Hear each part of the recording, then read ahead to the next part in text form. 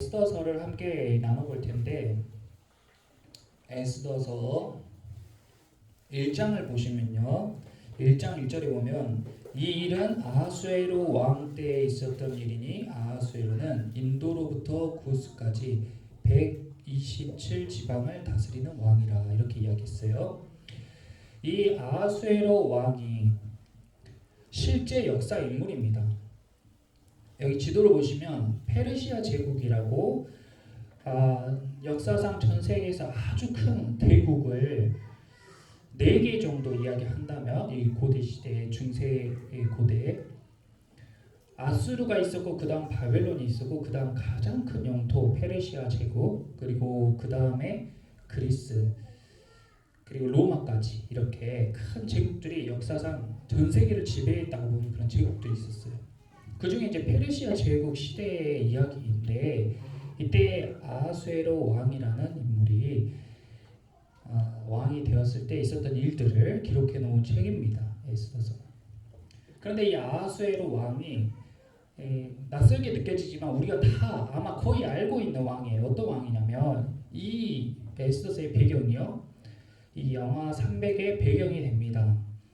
아마 보신 분도 있고 안 보신 분도 있으시겠지만, 이 영화 300의 내용이 뭐냐면, 페르시아가 엄청나게 큰 고을, 아까 여기 봤을 때 인도로부터 구스까지, 그러니까 아시아 끝에 인도로부터 이 아프리카 구스 땅까지, 아까 지도에서 본 것처럼 엄청나게 큰 땅을 지배하던 그런 대국이에요. 그 페르시아가 이제 바다를 건너서 유럽 땅을 쳐들어가려고 할 때에 그 첫 번째 나라가 그리스였던 겁니다. 그래서 페르시아의 대군이 그리스로 쳐들어갔을 때에 그 그리스 땅에 있었던 아테네와 스파르타라는 도시 국가들이 맞서 싸운 게 영화 300의 배경이에요. 그리고 이 스파르타 왕이 300명의 정예 병사로 페르시아군을 정말 상대로 승리하지 못하지만 엄청나게 활약을 하는 것을 우리가 볼 수 있었죠. 그래서 기원전 BC 490년경에 첫 번째 이제 페르시아와 그리스 아테네 군이 전쟁을 하게 되는데, 이제 배를 타고 이렇게 쭉 페르시아군이 건너왔어요. 그래서 저기 넓은 평야에 이렇게 진을 치고 이제 전쟁을 하게 되는데, 저것이 바로 마라톤 평야였어요. 그래서 페르시아군과 아테네군이 싸우는데 사람들은 다 페르시아 군대가 이길 줄 알았죠. 근데 아테네 군대가 저기에서 대승을 거두게 됩니다. 그래서 그 승전보를 알리기 위해 아테네까지 쉬지 않고 뛴 병사 이야기가 기원이 돼서 마라톤이 생겨났다. 뭐 그렇게 우화합니다. 실제 이야기는 아니고 우화래요. 아무튼 그런 마라톤 전쟁이 있었어요. 이 전쟁을 한 인물이 바로 이 성경의 아하수에로 왕의 아버지였어요. 다리우스 1세입니다. 이 아버지가 이렇게 크게 패하고 이후에, 아버지가 돌아가신 이후에 영화에서는 이 인물이 아하수에로 왕으로 나오는데, 영화 이름은 크세르크세스입니다. 실제로는 이렇지 않은데 영화적 표현으로 이렇게 했다고 해요. 그래서 이때가 약 483년, 아까 그 마라톤 전쟁에 있은 후로 7년 정도 흐른 시점입니다. 그래서 127지방을 이 크세르크세스가 아버지로부터 물려받아서 이제 다스리게 되는데요. 이때 보면은 3절에 왕위에 있은 지 제3년에 그의 모든 지방관과 신하들을 위하여 잔치를 베푸니 바사와 메대의 장수와 각 지방의 귀족과 지방관들이 다 왕 앞에 있는지라. 왕이 여러 날 곧 180일 동안 그의 영화로운 나라의 부왕과 위엄의 혁혁함을 나타내니라. 이것은 단순히 그 지역에 있는 장수들과 그리고 관리들을 불러서 잔치를 연 것이 아니고, 다시 한번 그리스로 쳐들어가기 위해서, 전쟁을 벌이기 위해서 크세르크세스 왕이 군비를 정비하는 시점이었다고 볼 수 있습니다. 그러니까 다시 병력을 모으기 위해서 장수들과 지역의 관리들을 다 모아서 초청해서 180일 동안 연회를 베풀면서 다시 한번 자신의 포부와 그들에게 병사를 모아줄 것을 요청한 것이죠. 그렇게 해서 이제 영화 300의 투 배경이 되는 엄청난 대전쟁, 자기 아버지 때보다 훨씬 더 많은 병력을 준비를 하는데요. 역사가 헤로도토스는 이때의 모은 병사들의 숫자가 500만 명이라고 추산을 해요. 역사상 전쟁에 이렇게 많은 병력이 동원된 기록이 없습니다. 중국에서도 큰 전쟁을 할 때 100만 대군이라는 이야기를 하는데 그거의 5배. 그러니까 실제로는 거의 불가능하대요. 그래서 실제로는 약 한 50만 명 정도 되지 않을까 그렇게 추정하고 있습니다. 그래도 엄청난 병력이죠. 그 50만 명이나 되는 병력이 이제 배를 타고 이동을 하는데 그리스가 순식간에 다 휩쓸려 버립니다. 그 땅을 페르시아 군대가 다 순식간에 밀어버려요. 그래가지고 이 그리스 아테네 도시의 사람들이 다 살라미스라는 섬으로 도망쳐요. 그래서 페르시아군은 이제 완전히 승리했는데 그냥 그 다음 유럽 땅으로 넘어갔으면 됐거든요.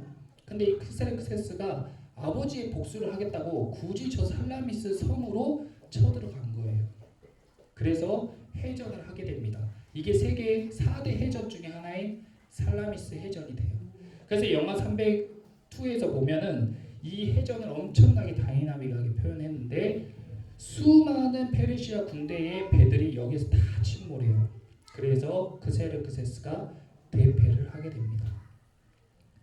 그러니까 상상해 보세요. 왜 이 이야기를 하냐면 에스더서의 배경이 되기 때문이에요. 전 세계에 아시아의 초강대국과 이제 아시아의 초강대국이 유럽으로 진출하기 위한 세계 대전이 펼쳐졌는데 당연히 페르시아가 승리할 거라고 생각했는데 아테네에게 대패를 해버려가지고 이 크세르크세스의 왕위가 위태로워진 시점이에요.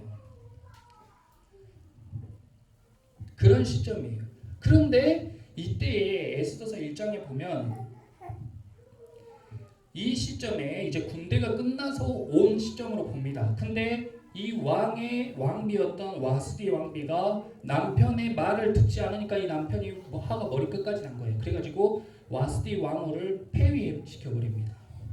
그래서 왕비의 자리가 비게 되니까 그 자리 가운데에 이제 누가 들어갈 것인가 했을 때에 왕의 신하였던 모르드게라는 사람이 유대인 출신의 모르드게라는 사람이 자신의 조카인 에스더를 이제 추천을 해요.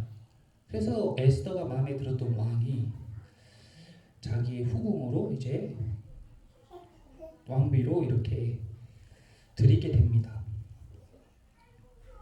그러니까 아하수에로 왕은 전쟁 때문에 엄청나게 머리가 아픈데 이걸 수습을 해야 되는데 이제 이 전쟁에 대피한 것을 사람들의 민심도 수습을 해야 되는데 자기 어지러워진 마음도 수습을 해야 되는데 이 에스더가 와서 자기 마음을 위로해 주니까 너무 좋았던 거예요. 하지만 자기 마음이 이제 위로가 됐는데 문제는 뭐냐? 이 민심이 흉흉한 거예요. 엄청나게 많은 병력을 데리고 와서 대패를 당했으니까 민심이 흉흉하고 많은 장군들과 그 정치인들이 이제 아하수에로 왕에 대한 불평과 불만이 있을 타이밍이었습니다. 그런데 이때에 이 하만이라는 사람이 왕에게 다가가는 거예요. 그래서 왕에게 이 기회를 삼아서 자기의 눈에 가시였던 유대인들 그 중에서도 모르드게라는 사람이 자기를 하도 업신여기고 인사도 하지 않고 눈에 가시였는데 이참에 정치적인 구실로 이 녀석을 없애버려야겠다. 그런데 모르드게만 없애는 게 아니라 모르드게를 빌미로 이 유대의 족속을 그냥 다 말살시켜버려야겠다 하는 마음을 먹게 돼요. 그래서 왕에게 이렇게 이야기합니다. 왕이시여 조서를 내려가지고 이 유대인들을 다 말살하라고 말씀하십시오. 그러면은 이 전쟁에서 지게 된 것이 유대인의 탓이라고 이렇게 책임을 유대인에게 물을 수도 있고 유대인들이 가진 재산도 싹 몰수할 수 있고 일석이조입니다. 이런 식으로 왕을 다 이렇게 구슬른 거죠. 그러니까 왕이 좋다 하만 네 뜻대로 해라 하고 그것을 허락해 줘버려요. 그러니까 이제 모르드게는 발에 불이 떨어지게 된 거예요. 그래서 오늘 이 말씀이 4장 말씀이 모르드게가 이제 그 조서를 딱 보고 4장 1절에 모르드게가 이 모든 일을 알고 자기 옷을 찢고 굵은 베옷을 입고 재를 뒤집어 쓰고 성중에 나가서 대성통곡을 한 거예요. 모르드게가 유대인들의 대표 관리로서 이제 자신의 종족이 다 말살당하게 생겼으니 이 일을 어찌할까 하고 베옷이라는 것은 아주 까끌까끌한 우리 그 상복 같은 그런 소재의 옷인데 속옷을 입지 않고 그 옷을 입으면 몸이 다 썩힙니다.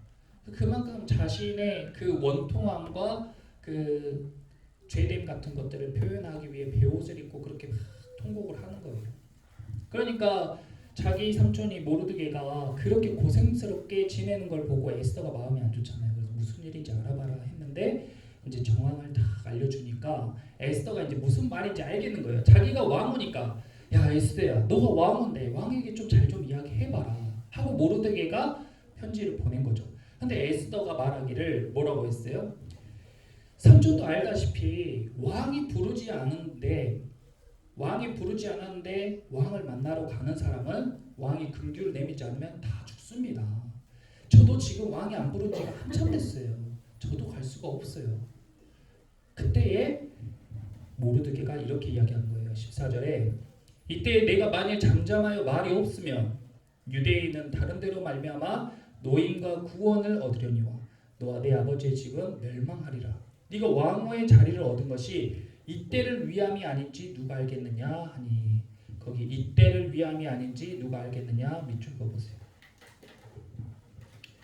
그 말을 듣고 이 에스더가 그래요. 그러면 삼촌은 수산이죠. 그 수도죠. 페르시아의 수도 수산에 가서 유다인들을 다 모아서 나를 위해 밤낮 3일 동안 금식하세요. 저는 이제 목숨을 걸고 왕을 만나러 갑니다. 거기서 제가 죽으면 죽겠습니다 하고 죽으면 죽으리라 하고 이야기해요. 그래서 에스더가 갔는데 어찌어찌 극적으로 반전이 되고 유대인들은 다 살게 되고 결국 하만이 유대인 모르드게를 죽이기 위한 장대에 매달리게 됩니다. 마치 십자가와 같은 그 장대에 하만이 매달리게 돼요. 그리고 하만의 족속들이 멸망당하게 됩니다. 그래서 이스라엘 사람들은 이 절기를 불임절이라고 부르면서 예수님 시대까지 쭉 이어오게 돼요. 이 에스더서의 이야기가 오늘 우리에게 어떤 의미가 있는가? 우리가 밑줄 그었던 이때를 위함이 아닌지 누가 알겠느냐?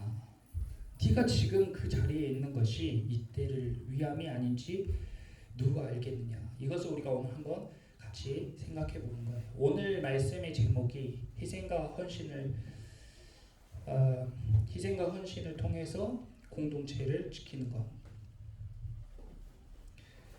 교회도 공동체죠. 교회도 공동체고 가정도 공동체고 일터도 공동체라고 표현을 해요. 그런데 일터가 세워지는 것, 가정이 세워지는 것, 또 교회가 세워지는 것은 누군가의 희생과 헌신이 꼭 필요합니다. 지금 유대인들이 이 페르시아에서 잘 지내고 있는데 이 유대인들은 자신들의 의지와 상관없이 잘 살게도 되었다가 또 왕의 조서 하나로 다 몰살당할 위기에 처하기도 해요. 공동체라는 것은 생각지 못한 그런 문제와 어려운 가운데 직면할 수가 있다는 거예요. 그런데 그런 문제 가운데에 그것을 어떻게 극복해내고 어떻게 그 공동체가 세워질 것인가? 그것은 그 위기의 순간마다 그 위기를 극복하기 위해 희생하고 헌신하는 인물들이 있다는 것입니다. 하나님은 예기치 않은 한 사람, 한 여인을 준비하고 있었어요. 참 신기하게도 이 타이밍에 왕은 에스더가 유대인인지 몰랐어요. 모르드게가 일부러 말 안 했거든요. 근데 하필이면 이 타이밍에 유대인 에스더가 왕으로 있었다는 거예요. 모르드게는 지푸라기라도 잡는 심정으로 에스더에게 나아가 보라고 했지만 자기 목숨을 걸고 나가는 일이니까 이건 정말 쉽지 않은 일입니다. 그런데 에스더가 자신을 위해서 기도해달라고 부탁하고 죽으면 죽으리다 하고 나가는 거예요. 내 가정에 어떤 일이 있어요. 내 가정에 큰 문제가 있어요. 우리 집안에 큰 문제가 있어요. 아무도 해결하지 못해요. 나도 해결할 수 없을 것 같아요. 그런데 하나님께서 나에게 마음을 주시는 거예요. 야, 너가 이때를 위해서 네 남편과 아니면 네 아내와 결혼했는지 생각해봐라. 너가 이때를 위해서 이곳에 있는 게 아닌지 생각해봐라. 너의 희생과 헌신이 지금 필요한 시점이 아닌지 생각해봐라. 고민이 되니까 뭐 하는 거예요? 금식하면서 기도하는 거예요. 금식하면서 기도한다는 것은 나의 영적인 감각을 극대화시키는 것이죠. 이 식욕이나 성욕과 같은 육체적 욕망을 다 절제하고 영적인 감각을 극대화시키기 위해 먹는 것을 다 절제하는 거예요. 굶으면 굶을수록 내 육이 죽으면 죽을수록 내 영혼이 살아나고 강건해지면서 영적인 감각이 극대화되고 이것이 하나님의 음성인지 내 생각인지 내 감각인지 마귀의 속삭임인지 분별할 수 있는 힘이 강력해지는 거예요. 그래서 금식하면서 기도하는데 금식하면 금식할수록 이때를 위해서 내가 왕후가 됐구나. 이때를 위해서 하나님이 나를 왕의 곁으로 보내셨구나. 깨닫게 되니까 왕 앞에 담대히 나갈 수 있게 되는 거예요. 이때를 위해서 내 집에 내 가정에 하나님이 이곳 가운데에 나를 아내로 나를 남편으로 보내셨구나. 나를 이 가정의 자녀로 보내셨구나. 우리 교회를 세우는 데에 큰 위기가 있을 때 이때를 위해서 하나님이 이 교회 가운데 나를 보내셨구나. 이 일을 위해서 나를 보내셨구나.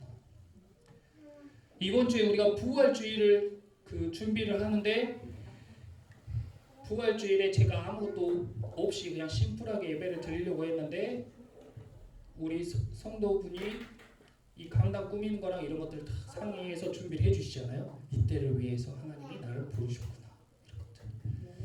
아주 사소한 일도 주님 앞에서는 사소한 일이 없습니다. 그래서 교회도 마찬가지, 가정도 마찬가지, 일터도 마찬가지로 저거 해야 되는데 하는 마음이 들 때가 있어요.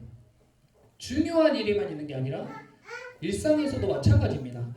이거 해야 되는데 근데요 하나님을 모르는 사람들은 그것을 남에게 미루고 지적하고 내가 할 게 아니라 너가 해야 될 건데 왜 안 하냐 하면서 지적하고 미루고 핑계대고 화냅니다. 그런데요 하나님께서 감동을 주시는 하나님의 사람들은 딱 자기가 보기에 이거 해야 될 것 같은데 하면 본인이 하는 거예요. 이것을 위해 나를 여기 부르셨나 보다. 이것을 하라고 나에게 보게 하셨나 보다 하고 그 일을 하는 것입니다. 에스더는 목숨을 걸고 왕 앞에 나아갔어요. 죽으면 죽으리라.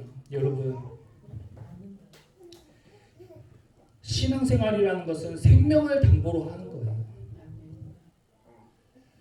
참 처음에는 쉽게 접근하고 쉽게 들어오죠. 그것이 맞습니다. 왜냐하면 어린아이 신앙부터 시작해서 장성한 어른의 분량으로 나아가는 거거든요.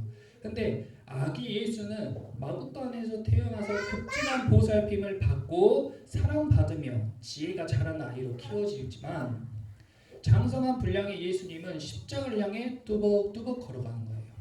마찬가지로 신앙생활할 때 초신자들은 어린아이의 믿음을 가진 사람들은 극진한 보살핌과 사랑을 받으면서 교회 안에서 키워져요. 그런데 장성한 믿음의 분량을 가진 사람들은요 자기 십자가를 향해 뚜벅뚜벅 걸어가는 거예요. 죽으면 죽으리다. 그 뒤에 부활이 있음을 믿기 때문에 나간 겁니다.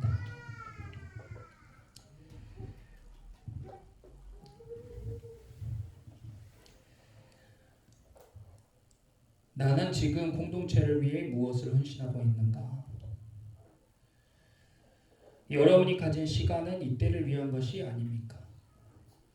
여러분이 가진 은사, 지위, 지식 이때를 위한 것이 아닙니까? 특별히 우리는 부활절을 또 앞두고 있고 앞으로 또 교회의 많은 중요한 순간 가운데에 나는 공동체를 위해 무엇을 헌신하고 있는가? 부담감이 아니에요. 부담감이나 스트레스로 하는 것이 아니고 하나님을 사랑하는 마음, 하나님의 부르심에 응답하는 마음으로 그렇게 나아가는 거죠. 그런데 거기에서 딱 그 타이밍에 눈을 감아버리고 입을 딱 닫아버리고 침묵하게 되면은 그 타이밍이 지나가게 돼요. 만약에 이때 에스더가 침묵했다면 이 결정적인 순간이잖아요. 이런 순간은 에스더가 만약에 침묵했다면 왕이 안 불렀는데 가면 죽는 거예요. 저도 안 돼요. 못해요 하고 침묵했다면 어쩌면 유대인들은 몰살당했을 수도 있어요. 아니면 에스더가 아니라 다른 인물을 사용해서 유대인을 하나님께서 구원하셨을 수도 있겠죠. 그런데 에스더가 침묵하지 않고 이것은 하나님이 이때를 위해 나를 이국 가운데 세우셨구나 하고 저를 위해 기도해 주세요. 그리고 탁 나가는 겁니다. 이 타이밍, 이런 영적인 감각, 그러니까 이런 영적인 감각이 있기 위해서는 예배하고 기도하고 말씀 가운데 친밀하게 평소에 예수님과 동행하는 연습을 계속 한 사람이 이런 감각이 딱 끼어 있는 것이죠. 마틴 로이드 존스 목사님께서 의사였는데 의사직을 포기하고 목사님이 되신 영국의 유명한 목사님이세요. 주변 사람들이 다 미쳤다고 했어요. 심지어 의사 동료들은 정신 건강 진단 좀 받아보라고 할 정도로 다 미쳤다고 했어요, 주변에서.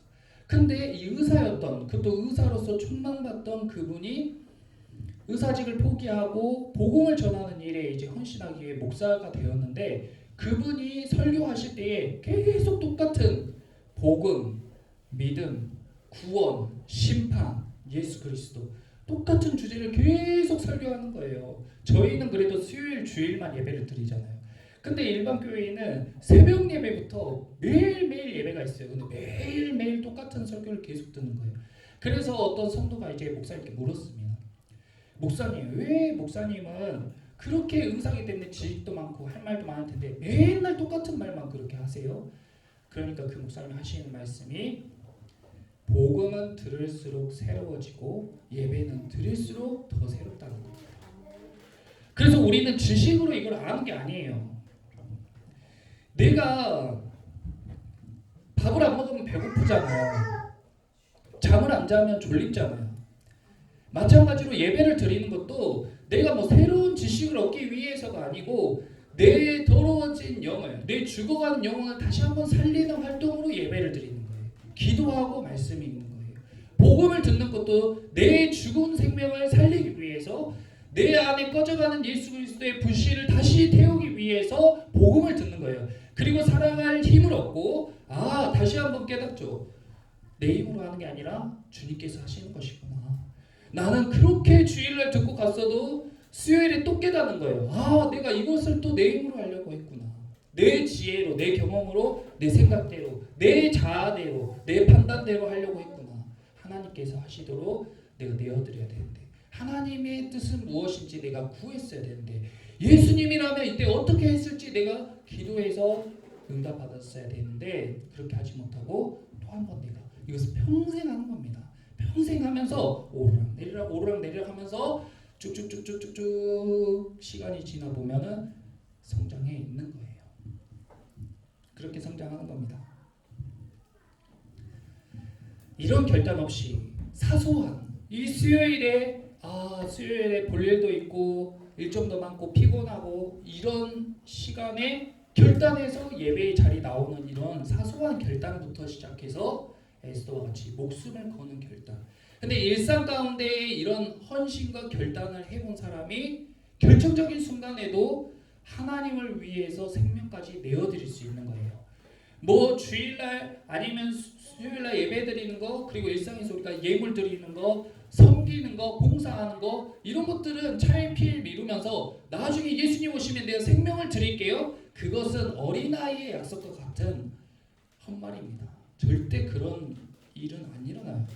자기 시간도 못 드리면서, 자기의 노력도 못 드리면서, 자기 주머니에 있는 것도 못 드리면서 함부로 생명을 드린다고 이야기할 수가 없는 것입니다. 그러나 우리의 궁극적 신앙은 십자가예요. 뚜벅뚜벅 걸어가는 거예요. 두려워할 필요가 없습니다. 두려워할 필요가 없어요. 왜냐하면 내 힘으로 가는 것이 아니라 예수님과 함께 가는 것이기 때문에. 주와 함께 길 가는 것, 놀러 가는 것도 아니고 소풍 가는 것도 아니고 십자가 지로 가는 거예요. 그러므로 우리 크리스찬들은 고난과 역경을 향해 걸어가기 때문에, 죽으러 가기 때문에 그 외의 모든 고난이 가벼워요. 예수님과 함께 지는 멍에는 가벼운 거예요. 두렵고 떨리는 마음으로 질 필요가 없습니다. 결국에 우리의 결국은 모든 것이 다 합력해서 내 인생의 모든 불행, 모든 어려움, 모든 역경을 다 합력해서 선하게 바꾸실 것이 하나님의 목적이시기 때문에 유대인들이 죽이겠다고 조서를 내고 왕이 유대인들을 싹 죽일 것 같은 이 위기 가운데서도 에스더라는 인물 한 명으로 완전한 반전을 시켜가지고 이 페르시아 제국에서 유대인들이 행복하게 살 수 있게 되었던 거죠. 우리의 삶 가운데서도 예수님이 역사하심으로 우리의 어려움, 고통, 그리고 이 공동체 가운데 위기 그런 것들을 한 사람의 희생과 헌신, 결단을 통해서 역전시키실 줄 믿습니다. 바로 그 한 사람이 하나님이 찾으시는 그 한 사람, 그 예배자, 그 자녀, 그 백성이 저와 여러분이 되시기를 예수님의 이름으로 축원합니다.